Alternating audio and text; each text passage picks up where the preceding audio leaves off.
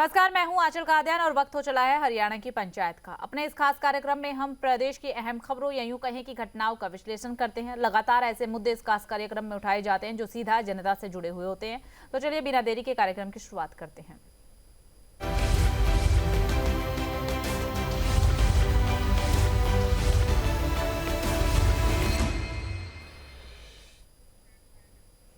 एक तरफ तो दिल्ली लाल किला ब्लास्ट के बाद नूंह पुलिस पूरी तरीके से गंभीर नजर आ रही है।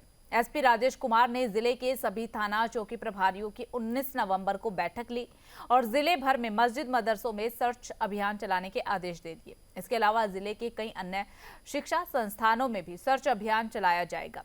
इसके अलावा पुलिस अधीक्षक राजेश कुमार ने यह भी कहा कि बाहर से आने वाले व्यक्तियों के साथ जो पुरानी कार है या फिर दो पहिया वाहन है और इन तमाम लोगों को जो खरीद रहे हैं उन लोगों की भी जांच पड़ताल की जाएगी। तमाम चेकिंग्स यहां पर होगी। बाहर से खासकर जो लोग आ रहे हैं उन लोगों की जांच पड़ताल भी की जाएगी। वहीं दूसरी तरफ अल फलाह यूनिवर्सिटी के चेयरमैन को लेकर ईडी ने कई बड़े दावे किए हैं। बताया यह जा रहा है कि अल फलाह यूनिवर्सिटी का चेयरमैन जवाद अहमद सिद्दीकी विदेश जाने की फिराक में था। उसने किसी ऐसे देश में जाने की प्लानिंग बनाई थी जो कि इंडियन पासपोर्ट को ऑन अराइवल वीजा प्रोवाइड करवाते हैं। ईडी को उसके ट्रैवल से जुड़ी हुई कुछ एयर टिकट बुकिंग की जानकारी भी मिली है। प्रवर्तन निदेशालय ने कोर्ट में पेश किए गए रिमांड पेपर में भी विदेश जाने की जानकारी दी है। उसके करीबी रिश्तेदार भी खाड़ी देशों में बसे हुए हैं। उन्हीं के माध्यम से वह विदेश जाने की तैयारी में जुटा हुआ था। अब ऐसे में सवाल भी कई सारे उठ रहे हैं कि क्या नूंह में जो एक्शन लिया जा रहा है, नूंह पुलिस जिस तरीके से गंभीर नजर आ रही है, मस्जिद मदरसों पर सर्च अभियान चलाने के लिए निर्देश दे दिए गए हैं, क्या ये अभियान चलाना सुरक्षा आवश्यक है या फिर समुदाय विशेष को टारगेट करने जैसा कदम है? इस तरीके के सवाल विपक्ष की तरफ से उठाए जा रहे हैं। वहीं ईडी के मुताबिक चेयरमैन जवाद अहमद सिद्दीकी विदेश जाने की तैयारी में जुटा हुआ था, तो क्या ऐसे में ये उनके खिलाफ केस को और भी ज्यादा गंभीर बनाता है? और बनाता है तो फिर और कौन सी धाराएं ऐड होती है और क्या कुछ सजा का प्रावधान रहेगा? आज हम इसी मसले पर चर्चा करने वाले हैं। कुछ खास मेहमान हमारे साथ जुड़ेंगे, लेकिन उससे पहले ग्राफिक्स के जरिए आपको बताते हैं कि क्यों इस तरीके की बातें ईडी की तरफ से रखी गई है कि विदेश जाने की फिराक में था चेयरमैन सिद्दीकी। ग्राफिक्स के जरिए आप देखिए, ईडी को उसके ट्रैवल से जुड़ी हुई कुछ टिकट मिली है, एयर टिकट बुकिंग की जानकारी मिली है। इतना ही नहीं बल्कि ईडी ने कोर्ट में भी पेश की है रिमांड पेपर में कि विदेश जाने की जो जानकारी है वो दी है। कुछ सबूत जो है वो कोर्ट को भी दिए। बताया जा रहा है कि उसके कुछ करीबी जो हैं वो खाड़ी देशों में ही बसे हुए हैं। रिश्तेदारों के माध्यम से ही वह विदेश जाने की तैयारी में लगा हुआ था। 7 साल में ट्रस्ट की कमाई का आंकड़ा भी आपको ग्राफिक्स के जरिए हम दिखा रहे हैं। देखिए किस तरीके से आंकड़ा जो है वो बढ़ता चला गया है। 2019-20 में 41 करोड़ के करीब जो है वो कमाई हुई। 2020-21 में 55 करोड़ 49 लाख की कमाई हुई है। 2021-22 का जिक्र किया जाए तो 55 करोड़ 15 लाख की कमाई इस दौरान हुई है। 2022-23 में 90 करोड़ के आसपास की कमाई जो है वो हुई है। इसके अलावा अगर 23-24 का हम जिक्र कर ले तो 68 करोड़ 87 लाख की कमाई जो है बताया जा रहा है कि 2023-24 के अंतर्गत हुई है। 24-25 में 80 करोड़ के आसपास की कमाई हुई है। तो ये 7 साल में ट्रस्ट की जो कमाई है वो आंकड़ा आपको दिखा रही है। एक बड़ा घोटाला, जैसा कि ट्रस्ट पर तमाम तरीके के आरोप भी लगाए जा रहे हैं। ये वो कंपनियां हैं जो फिलहाल ईडी के निशाने पर है। अल फलाह से जुड़ी हुई तमाम कंपनियां फिलहाल ईडी के निशाने पर है। ईडी जो है लगातार जांच पड़ताल कर रही है, छापेमार कार्रवाई जो है वो चल रही है। और ये जो तमाम यूनिवर्सिटियां हम आपको ग्राफिक्स के जरिए दिखा रहे हैं, ये वो कंपनियां हैं जो अल फलाह से जुड़ी हुई है। अल फलाह से इनका पूरा कनेक्शन है और यहाँ पर लगातार ईडी के अधिकारी पहुंच रहे हैं, टीम वहां पर पहुंच रही है, दबिश दी जा रही है। कई कंपनियां ऐसी हैं जिनके नाम अभी तक सामने आ चुके हैं, लेकिन 3 कंपनियां अभी भी ऐसी बची हुई है जिनके नाम सामने नहीं आए। उधर अगर नूंह का जिक्र कर ले तो दिल्ली ब्लास्ट के बाद एक्शन में नजर आ रही है नूंह पुलिस। लगातार बयान जो है वो सामने आ रहे हैं। राजेश कुमार का बयान सामने आया है। उन्होंने सीधा कहा है कि मंदिर, मस्जिद, शिक्षा संस्थान है, उनकी चेकिंग की जाएगी। इसके अलावा वहां पर बाहर से आकर के रहने वाले व्यक्तियों की भी तलाशी ली जाएगी ताकि कोई भी व्यक्ति बिना किसी पहचान के यहाँ पर ना रह सके। राजेश कुमार की तरफ से बयान सामने आया है।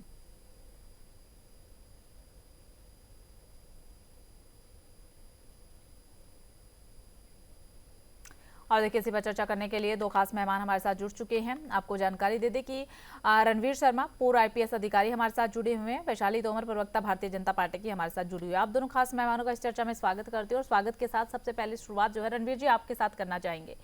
देखिए, दिल्ली ब्लास्ट को लेकर के हम देख रहे हैं जांच एजेंसी एक्शन मोड में है, लगातार कार्रवाई जो है वो की जा रही है।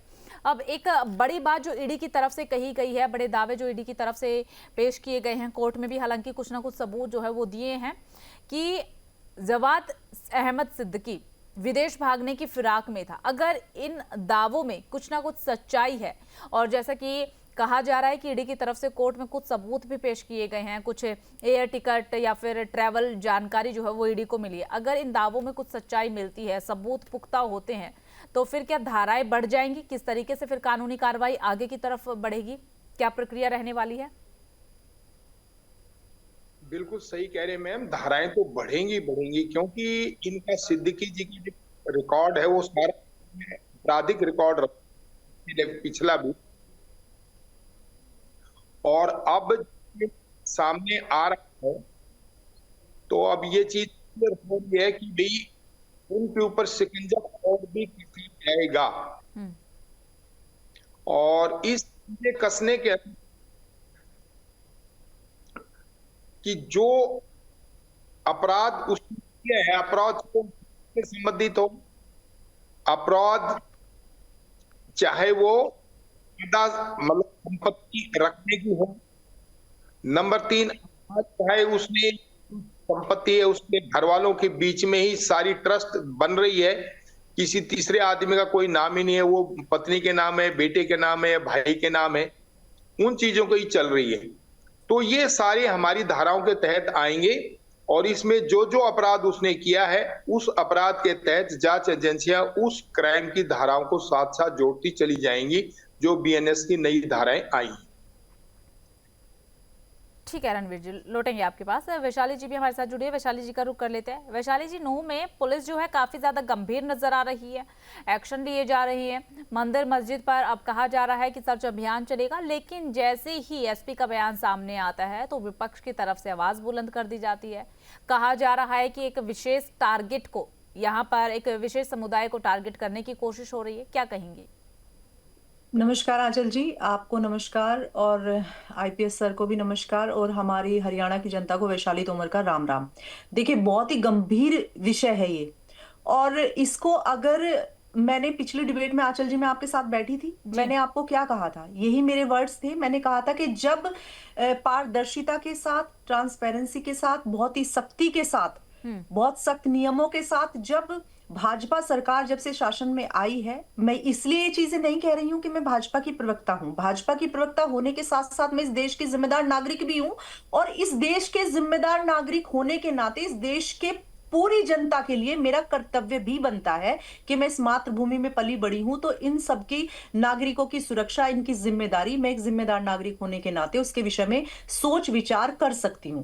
तो मैंने आपको पिछली डिबेट में बताया था कि जब इन पर कोई एक्शन लिया जाता है या कोई काम किया जाता है, इवन सर्च अभियान होते ही, या कोई एक इस तरह का नियम भी बना दिया जाता है या कह भी दिया जाता है कि सिर्फ वहां पर सर्च कीजिए कि क्या वहां पर ऐसी आशंका होने के कोई संदिग्ध कोई ऐसी वस्तु, ऐसी घटना होने की कोई सूचना है या उस पर हम कार्रवाई करना चाहते हैं, तो आप ही देखें कि विपक्ष किस तरह से उबल जाता है और किस तरह से उनका दोहरा रूप नजर आ जाता है।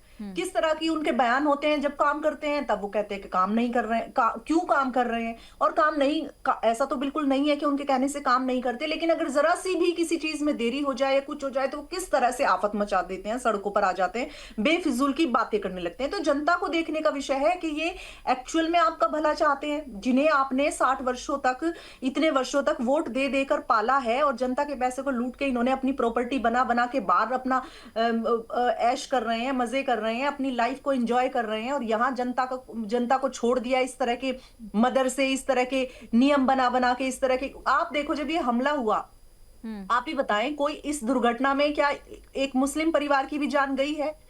तो ये लोग किसी के भी नहीं है। सोचने की बात ये है, जो इस तरह की मानसिकता होती है, इस तरह का जो विचार होते हैं, वो कोई ये सोचे कि ये किसी धर्म को बचा रहे हैं या किसी व्यक्ति को बचा रहे हैं या किसी मुस्लिम व्यक्तियों के हैं, ये किसी के भी नहीं है। आतंक जो होता है, जिसकी टेररिस्ट मानसिकता होगी, वो किसी का भी नहीं हो सकता। जो वहां पर नूह में जो व्यक्ति रुके हुए थे, जिनके घर में उन्होंने कमरा किराए पे लिया हुआ था, उन्होंने तो यही सोच के कमरा किराए पे दिया होगा ना कि भाई ये अच्छे व्यक्ति होंगे, उनकी तरह के व्यक्ति होंगे, लेकिन देखो वो भी उसमें फंस गए।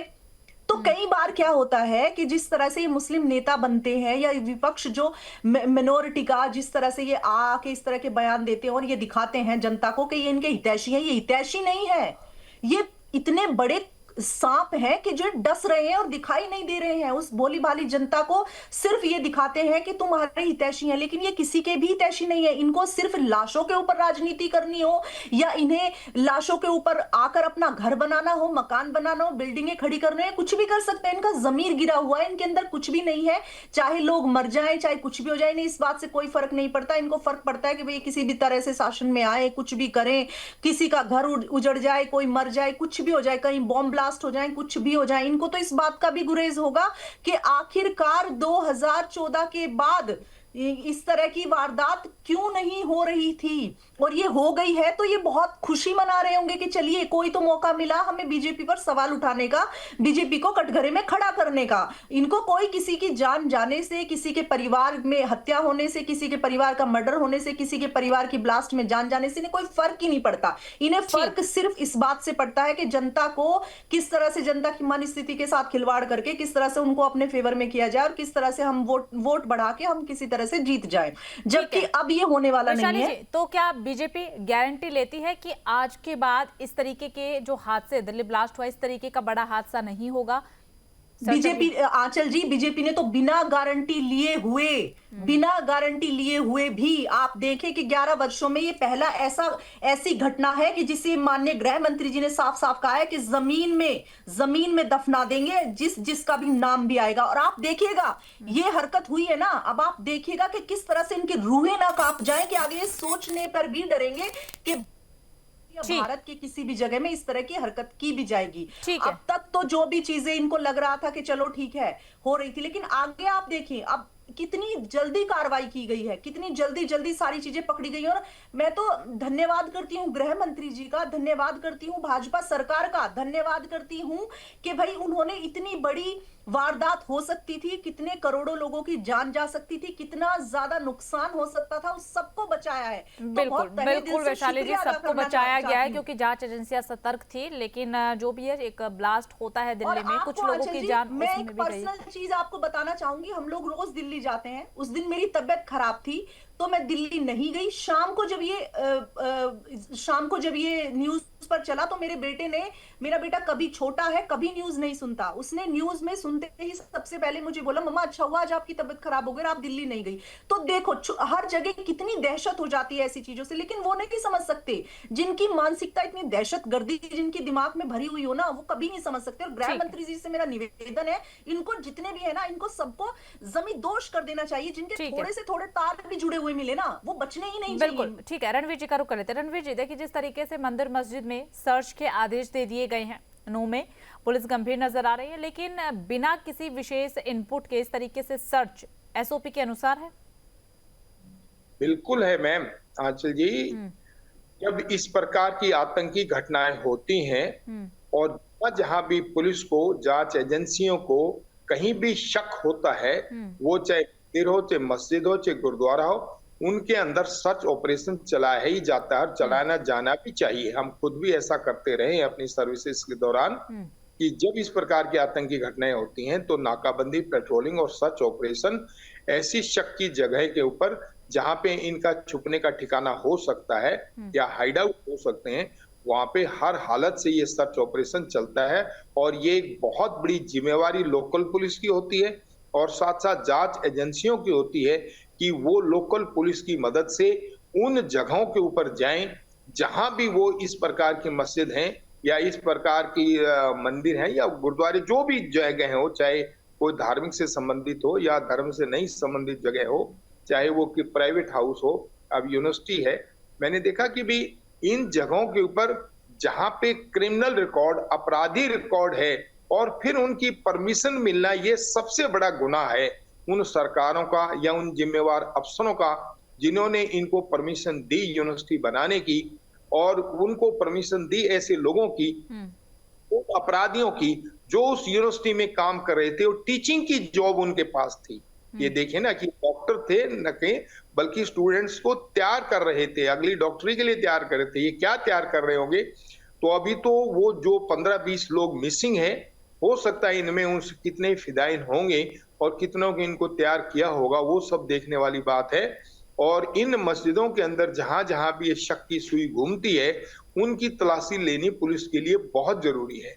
और उस तलाशी के दौरान जहां पे ऐसे मौलवी हैं या उनके सिंपैथाइजर हैं, हमदर्द जो भी कोई होगा या रहा होगा, उसका वहां पे गैर हाजिर होना वो और भी शक की सुई को मजबूत करेगा। तो सर क्या तो जब जब ऐसे धार्मिक स्थलों पर टीम पहुंचती है दबिश देने के लिए, जांच करने के लिए, उससे पहले क्या वहां पर जो स्थानीय नेता हो या मौलवी हो, जो भी हो, क्या उनसे पहले संवाद किया जाता है, कोई नोटिस, या सीधा जांच की जाती है? देखिए, मैंने बताया कि पुलिस के पास ये अधिकार है कि जहां भी कहीं शक है, किसी अपराध का होने की संभावना हो या हो चुका हो, वो सीधी जाके उस पर रेड कर दी जाती है, रेड कर सकते हैं। लेकिन ये सही है कि रेड करते वक्त वहां के जो भी जिम्मेवार आदमी होते हैं उस संस्था के या उस मस्जिद के, उनको वो कांटेक्ट में लेती है घेराबंदी करने के बाद कि हम आपका तलाशी लेंगे, आप शांति से यहाँ बैठ जाइए। आपकी तलाशी लेने के बाद आपकी सारी इंस्टीट्यूशन या सारी जो जगह धार्मिक स्थल है, उसका पूरा ब्यौरा लिया जाएगा, पूरी सर्च की जाएगी एक-एक चीज की। इवन अगर कोई तहखाने नीचे जमीन के अंदर बनाए हुए हैं तो उनकी भी पूरी सर्च होती है। तो इसलिए उनको इस प्रकार का ऐतराज नहीं करना चाहिए। जो सभ्य लोग होते हैं वो हमेशा पुलिस एजेंसियों की मदद करते हैं, सहयोग करते हैं, और जो चीज वो ढूंढने की कोशिश कर रहे हैं उस ढूंढने में वो उनकी मदद करते हैं। लेकिन कुछ लोग हैं वो धर्म की आड़ लेकर के उसका विरोध करते हैं, तो ऐसा विरोध कतई भी बर्दाश्त नहीं होगा। देश की सुरक्षा के लिए, समाज की सुरक्षा के लिए तो हमारा मेन जिम्मेवारी है लोगों की सुरक्षा करना, और उस सुरक्षा के तहत हम किसी भी हद तक जा सकते हैं कि चाहे वो सर्च ऑपरेशन हो, और चाहे किसी की गिरफ्तारी हो, और चाहे किसी के यहाँ रेड करना हो। चलिए ठीक है, वैशाली जी आपके पास आते हुए देखिए, अब सवाल विपक्ष की तरफ से ये भी उठाया जा रहा है कि अगर आरोप इतने संदिग्ध है, और अब तो ये भी कहा जा रहा है कि विदेश भागने की फिराक में था, जब सबूत इतने अहम है तो सरकार सार्वजनिक क्यों नहीं कर देती है, एक प्रेस कॉन्फ्रेंस क्यों नहीं कर देती है? देखिए, सबसे पहली बात तो मैं, जो हमारे आईपीएस हैं जो जुड़े हुए हैं हमारे साथ, मैं उन जी रणवीर शर्मा, रणवीर जी, मैं उनकी बात से पूर्णतया सहमत हूं कि उन्होंने बिल्कुल सही कहा है कि धर्म कोई भी हो, कोई भी धर्म हो, लेकिन जो कट्टरता और कानून को चुनौती देगा, ठीक है, उसको बिल्कुल भी स्वीकारा नहीं जाएगा। ठीक है, ये स्वीकार्य नहीं है कि उसकी कट्टरता को और कानून को चुनौती दे। कानून अपना काम कर रहा है, वो सबकी सुरक्षा के लिए कर रहा है, सभी जातियों के लिए कर रहा है, सभी धर्म के लिए कर रहा है, और प्रत्येक व्यक्ति के लिए कर रहा है। तो कानून के साथ देना, कानून को साथ देना, कानून को बहुत ही उनको अच्छा वो देना, ये हम सबका दायित्व है, सभी का दायित्व है, अगर सभी सुरक्षा चाहते हैं। और जब किसी ऐसी चीजों में लिप्त नहीं है तो मुझे नहीं लगता कि इस तरह की चीजों को हमें इन पर रोक लगानी चाहिए, असहमति जाहिर करनी चाहिए। रही बात दूसरी, आपने कहा कि भाई उनको प्रेस कॉन्फ्रेंस करके उनको क्यों जाहिर नहीं, सारी चीजों को, सबूतों को सबके सामने क्यों नहीं लाया जा सकता? देखिए, कानूनी एक प्रक्रिया होती है आंचल जी, सुरक्षा एक ऐसी चीज होती है, इतनी सी गलती से पता नहीं कितने लोगों की जान जा सकती है, और जो बड़ी चीजें, जो बड़े इनपुट हमें मिल सकते हैं, वो शायद उनके लिए बहुत ही ज्यादा अच्छा हो जाएगा कि वो सारे इनपुट समय रहने से पहले हमने उनके सामने जाहिर कर दिए। तो कानून के विषय में मुझे लगता है, और लीगल ऐसी चीजों के विषय में, और प्रेस कॉन्फ्रेंस करके सुरक्षा से जुड़ी हुई चीजों के विषय में बताना ये सही नहीं होता। समय से पहले कोई भी जानकारी नहीं देनी चाहिए। ताज के समय पे यही गलती की गई थी कि एक एक चीज बैठकर बताई गई थी मीडिया के माध्यम से कि अभी इतने लोग अंदर हैं, अब इतनी चीजें बाहर आ गई हैं, उसका देखा था आपने कितना बड़ा खामियाजा हमें भुगतना पड़ा था कि बाहर जो बैठे हुए थे लोग वो सिर्फ हमारी इस सुरक्षा एजेंसियों की चीजों को देख कर ही कि कहां पर कितने लोग हैं, कितने लोग अंदर चले गए हैं, कितने लोग बाहर चले गए हैं, उसका कितना बड़ा खामियाजा हमें भुगतना पड़ा था। तो हर चीज का एक समय होता है, मुझे लगता है उस समय का धैर्यपूर्वक हमें इंतजार करना चाहिए, क्योंकि समय रहते सारी चीज आ जाएंगी। उन लोगों को भी पता है, सुरक्षा एजेंसियों को भी पता है, गृह मंत्री जी को भी पता है, सरकार को भी पता है कि कौन सी चीज कब सबके सामने जाहिर करनी चाहिए, धैर्यपूर्वक सुनना चाहिए, विश्वास करना चाहिए। मुझे लगता है वो काम अपना बहुत बखूबी और बहुत अच्छे से करते हैं। सुरक्षा एजेंसियों के बारे में, पुलिस महकमे के बारे में मैं सदैव सदैव कहती हूं, जब भाजपा में भी नहीं थी तब भी कहती थी, जब एक गवर्नमेंट टीचर थी तब भी मैं यही कहती थी कि एक ऐसा महकमा सिर्फ ये है जो जिनको सिर्फ ना दिवाली और होली जैसी एक छुट्टी भी नहीं मिलती है, जो अपने बच्चों के जन्मदिन भी कभी नहीं मना पाते हैं, अपनी शादी की सालगिरह भी कभी नहीं मना पाते हैं, सिर्फ और सिर्फ तैनात रहते हैं, कोई फौजी के रूप में, कोई पुलिसकर्मी के रूप में, कोई सड़क पर वाहन रोकने के रूप में, जो खड़े रहते हैं हमारी सुरक्षा बनकर, हमारी ढाल बनकर, हमारी जान को हमारी जान को सुरक्षित रखने के लिए अपने अपने आप को न्योछावर कर देते हैं। लेकिन फिर भी जब जरा सा कोई हादसा, जरा सी कोई बात हो जाती है तो हम सब लोग जो घरों में आराम से बैठते हैं, ना बर्फ देखते, ना रात देखते, ना आंधी, उनकी तरह हम इतना नहीं अपने जीवन को मुश्किल में डालते। हम जैसे लोग उन पर बहुत आसानी से हम उन सब पर आरोप लगा देते हैं, उन सब के कार्यशैली पर जवाब उठा देते हैं। जब आरोपों की बात हो ही रही है वैशाली जी, तो एक और आरोप विपक्ष का जो लगाया जा रहा है वो भी सुन लीजिए, उस पर भी जवाब दे दीजिएगा। कह रही है कि ईडी जो है वो सरकार का एक राजनीतिक एजेंडे का औजार है। हाँ, अभी तो विपक्ष है। आंचल जी, मैं इनके बारे में क्या ही कहूँ, ये तो कुछ भी कह सकता है।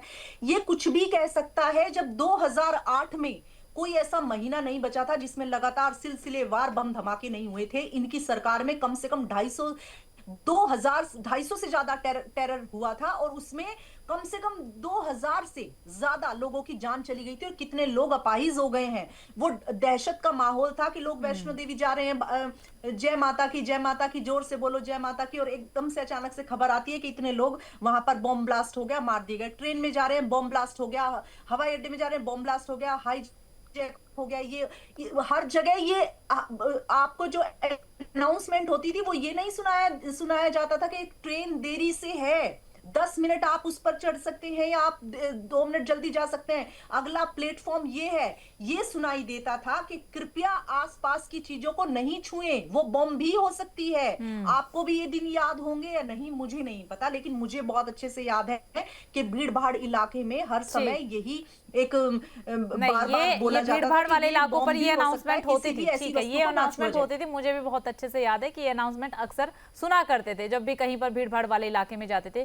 ठीक है वैशाली जी, रणवीर जी, समय आज इतनी ही इजाजत देता है। कितना डर लगता था आंचल। बिल्कुल बिल्कुल, डर बहुत लगता था उस समय पर समय, लेकिन आज वैशाली जी इतनी ही इजाजत देता है। आप दोनों का बहुत बहुत शुक्रिया हमारे साथ जुड़ने के लिए। फिलहाल हरियाणा की पंचायत में सिर्फ इतना ही, बाकी तमाम बड़ी खबरों के लिए बने रहिएगा।